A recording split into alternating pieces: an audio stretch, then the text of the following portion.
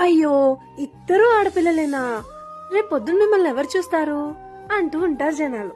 కానీ నిజానికి ఇద్దరు ఆడపిల్లలున్న ఇంట్లో ఉండే కలే వేరు. ఇద్దరు ఆడపిల్లలంటే వీక్ కాదు, డబుల్ స్ట్రాంగ్.